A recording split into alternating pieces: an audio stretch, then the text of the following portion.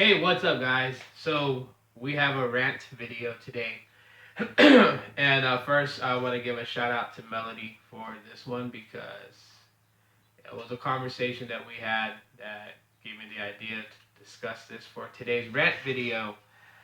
Um, okay, so Sprint has two prepaid companies basically because people, if you tell them MVNO, some people are like, "What the hell is an MVNO?" Well, um, yeah, a mobile virtual network operator.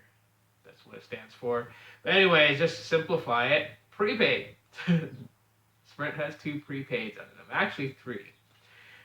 Boost Mobile, Virgin Mobile, Sprint Prepaid, which to me, Sprint Prepaid was probably the dumbest thing that Sprint ever came out with. Absolutely idiotic. You have Boost Mobile, which is a freaking popular brand that everyone knows about. You have Virgin Mobile, which you purchased, that was also a very popular brand that everyone knew about. What was the point of Sprint, prepaid? To have a prepaid phone that said Sprint on it? I mean, you easily could have done that with like just. I mean, they've done that before. I mean, look at the HTC. What was it? The Evo V4G. The very first ones that were shipped out were didn't even say Virgin Mobile on it. They said Sprint. I have one that said Sprint. So that just told you that the extra Evo 3Ds that Sprint had, they just freaking flashed it. But anyways, they have this policy that I think is absolute horse crap. I really do. Speaking from the heart here now and just being truthful with you guys.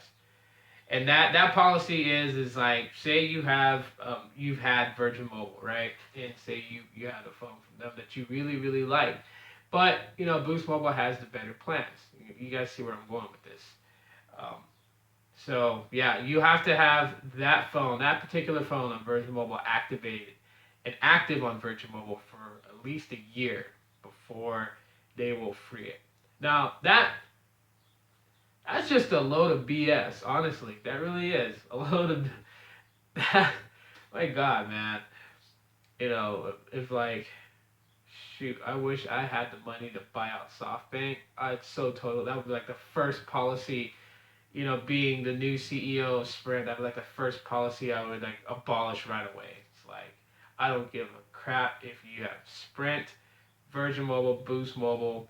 If you have any of those three, regardless of how long you've had the phone active, you can cross activate it.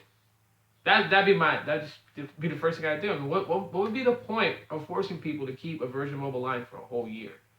Like unless they were gonna go and like activate on say Republic Wireless or Verizon Wireless or Freedom Pop, I can understand then where they're gonna say at least keep a line on Virgin Mobile for a whole year or Boost Mobile for a whole year.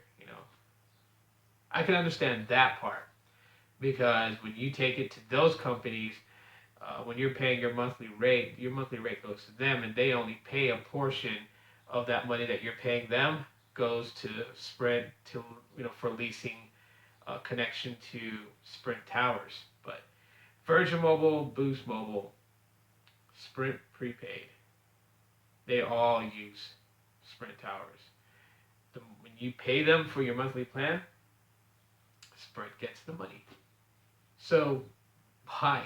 Why do they force people to wait a whole year to be able to cross-activate a device when it's on an actual Sprint uh, service, basically? That is the question. That is probably like one of the things that I frown upon and find Sprint very annoying for. I think they could loosen up their grip just a tad bit, just a smidge, because right now that just gets very annoying. I know there's a lot of people out there that have bought phones from like Sprint prepaid or from Boost Mobile and or from Virgin, and they want to cross-activate it between the three. First off, like get rid of Sprint prepaid. There's absolutely no reason for it. It's just take it up space. Just boot it out of there. Keep Boost Mobile and Virgin Mobile um, because they're very well known and respected brands for prepaid phones. So keep those two. But you know what? Like another thing they can do is just fucking even out the plans. Like if you're gonna have these specific plans on Boost Mobile, give the same plans to Virgin Mobile. I mean, you know, Sprint had named that they were going to unify both companies, but they found out it was smarter that they didn't do it because there's people that actually loved the Virgin Mobile branding and people that love Boost Mobile branding, and they wouldn't want to see the two um, unified. So they kept them separated. And really, you know what? Like, hey, that's not a bad idea. But just give them the same things. Like, if you have a $35 2 GB plan, have that on both. You know, that way people that have stuck with Virgin Mobile don't feel left out. They don't feel like the redheaded stepchild.